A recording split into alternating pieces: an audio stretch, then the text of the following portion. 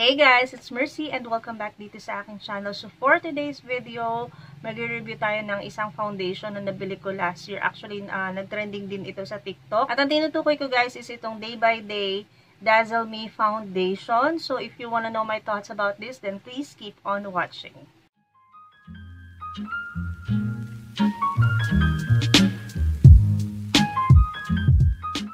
Okay guys, so ito na nga yung ating i-review na foundation. They called it as Day by Day Foundation by Dazzle Me. So ito yung itsura niya guys. Ayan. Medyo maliwanag. So ito yung foundation na medyo na-intriga ako kasi ang daming good reviews dito na full coverage daw and matte finish siya since oily skin ako. So titingnan ko kung pasok ba to sa mga oily skin na katulad ko. So ito yung packaging niya guys. Sobrang cute. Very girly kasi tingnan nyo, lavender and pink yung combination. Tapos nasa likod is itong information about this foundation. Pero ang problema lang guys is yung mismong information about this product is naka-print dito sa plastic. Kasi naka-plastic pa siya guys. And kapag tinanggal natin yung plastic, makakawala na information. So babasahin ko lang guys kung ano yung nakasulat dito. So sabi dito, a perfect foundation for last all day makeup, last all day, breathable and buildable coverage in loving ingredients. Hindi ko alam kung ano ibig sabihin nun. And then the shade that I got is yellow beige. Ayan, nakasulat dito. Dalawa lang kasi to guys, nude pink and yellow beige. Yung nude pink kasi feeling ko sobrang puti, pero dapat pala yun din yung hinuha ko kasi sobrang acidic ako. Pero tignan natin, sana hindi to oxidize sa akin. Tapos sa ilalim is nakalagay yung kanyang expiration date, which is sa 2026 pa ng July yung expiration nito. So matagal-tagal pa guys. And so na natin, last December ko to nabili and hindi ko talaga siya binuksan kasi sabi ko by 2024 is, yun nga, mag-start na ako ng mag-review ng mga makeup. Kaya, nung last year, nag-ipon ako ng paisa-isa ng mga gusto kong i-review na makeup. So, ito na. Buksan na natin. Ayan, yun sinasabi ko sa inyo. So, pag tinanggal natin yung plastic, wala na yung information about this foundation. By the way, this is 25 ml of product. Tama o, 25 ml. And I got this on sale. Nabili ko siya ng 140 pesos, pero ang original price niya is 179. So, yun. Alam nyo naman, last year is more on, ang dami nag-sale talaga. So, ito na guys, yung itsura niya ng walang plastic. Ayan. So, ayan nga, oh, wala lang. Hindi mo na alam kung anong yung information about this foundation kasi nasa plastic. So, yun lang yung medyo nakakalungkot. Sana dito na lang nila print to. Pero, okay pa rin. Cute naman. Alam nyo, very handy-dandy siya. Hindi ka matatakot na malaglag kasi plastic lang siya. Okay? So, buksan na natin. Fairness, ang bango nung So, ito na guys yung itsura niya. Ayan, medyo may lumabas na. Hindi medyo, may lumabas na talaga. So, ito yung itsura niya. In fairness, medyo maganda yung smell niya compare sa mga foundation na, alam mo yung sobrang chemical yung amoy. Ito, medyo okay yung amoy niya. Mild yung scent niya, pero hindi siya amoy chemical. Medyo may mabango kong scent na amoy sa kanya, pero hindi sobrang bangong-bango. Okay? Parang orangey yung ano niya, yung itsura niya guys. So, runny yung kanyang consistency. In person, medyo may nakikita akong pagka-orangey sa kanya. So, hindi ko talaga sure kung anong mangyayari dito sa akin. So, tignan na natin. By the way, nag-moisturize na ako ng aking face. Of course, my favorite, ever favorite na Lux Organics. Dito sa isang face ko, brush yung gagamitin ko and then the other side is sponge yung gagamitin ko. So, tingnan natin kung ano yung magandang tool para dito sa foundation na to. So, maglalagay na ako guys. Ayan yung kanyang itsura. So, maglagay na tayo. Wala akong primer na ilalagay ha. So, ayan. Ayan yung itsura niya guys.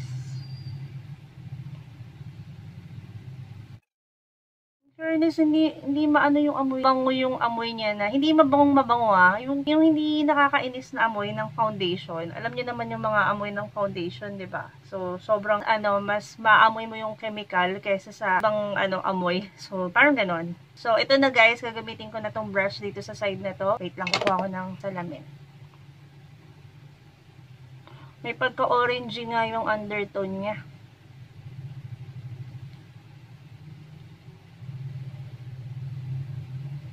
Ito na, blend ko na.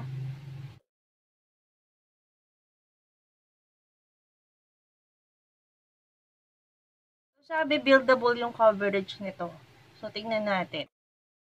Nakikita ko na yung difference ng meron sa wala. Pero i-blend pa natin. Sana lang talaga na ano ng camera ko. So, yun na guys, ito na yung merong foundation. Ito yung wala. Grabe ang ganda ng coverage niya. Talagang buildable yung coverage niya guys. Ayan, natakpan niya yung mga pimple marks ko. Ayan, hindi ko na makita. Tapos, yung under eye ko. Ayan, natakpan niya rin. Ito, meron din akong pimples dito, natakpan niya rin. Ang smooth ng application. Maganda rin siya na gamitin ng brush. Pero let's see kung okay din sa sponge. Ayan yung meron. Ito yung wala. Fairness yung color niya guys. Akala ko kasi kanina hindi uubra sa akin. Pero it turns out naman na okay naman siya. Ayan. Sa totoo lang kaya iwas ako sa mga foundation kasi na-emphasize talaga kasi yung pores ko. Pero dito ang ganda ng ano niya, application niya. Compare dito, tingnan niyo. 'Di ba? Okay, so next naman, dito naman tayo sa kabilang side. So maglalagay ulit ako ng same amount. Ayan. Ito yung ganito karami. So maglalagay naman ako dito and then I'm going to use a sponge.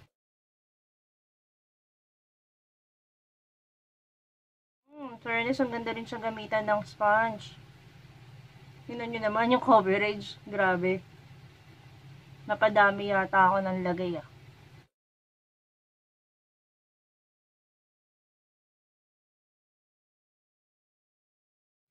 Parang I think konti lang is enough na.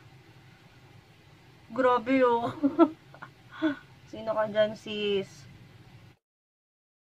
Okay, so ito na guys yung ating foundation. Grabe, sobrang nagulat ako sa coverage nitong foundation na to. As in medium to full coverage talaga tong foundation na to. As you can see, tingnan nyo. So this is the side na sponge. Actually, maganda rin siya na gamitan ng sponge. Full coverage talaga siya guys. Nawala yung mga pimple marks ko oh. Grabe, full coverage kung full coverage. And if you're going to ask me kung anong tools ang okay, parehas na maganda guys, i-gamitin tong mga tools na to like brush and sponge dito sa foundation na to. Kasi it's very easy to blend talaga siya. Sobrang dali niyang i-blend using this brush and then itong sponge. Kaya nga parang wala siyang pinagkaiba. 'Di ba? Ang smooth. Tapos, wala siyang lagkit feeling. And mabilis din siya mag-set. In fairness, ayan. Nagsiset na siya guys. Mabilis siya mag-set and wala siyang, hindi malagkit at hindi siya mabigat sa face. Ayan. Yun yung mga first impression ko sa kanya. So ayan guys, tapusin ko lang the rest of my makeup and then babalikan ko kayo for my final thoughts about this foundation from Dazzle Me. Okay? Okay guys, so this is now my final look. Ayan na guys, yung itsura ng aking mukha after ko mag-apply nitong foundation na to. Grabe, sobrang na-impress talaga ako guys. Walang halong biro. Alam nyo kahit sa personal, hindi ko talaga nakitaan na ano siya sa pores ko, na pumasok yung foundation sa pores ko. Kasi talagang yun yung major problem ko when it comes to foundation. That's why sobrang ilag ako sa paggamit ng foundation kasi ganun talaga yung nangyayari dahil medyo malalaki yung pores ko. But in this foundation, sobrang grabe. As in. Ayan, aayusin ko pa para makita natin. Ayan o.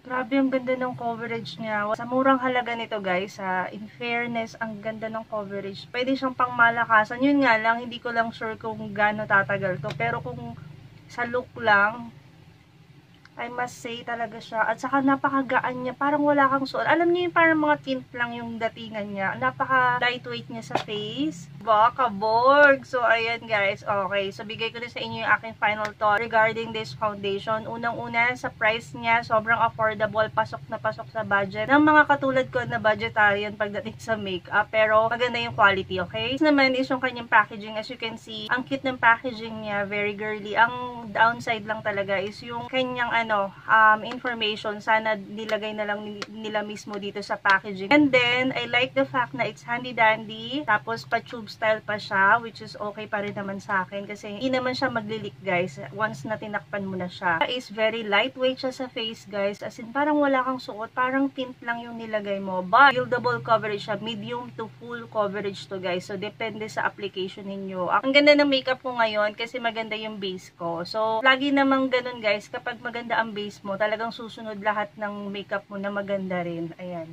So, yun lang guys. Kung hindi ka pa nakasubscribe dito sa akin channel, please do subscribe to my channel if you like this kind of video. Bigyan mo naman ako ng thumbs up and then muna rin yung bell button sa gilid para updated ka sa lahat ng aking videos. And comment down below kung ano pa yung gusto nyong i-review ko dito sa aking channel.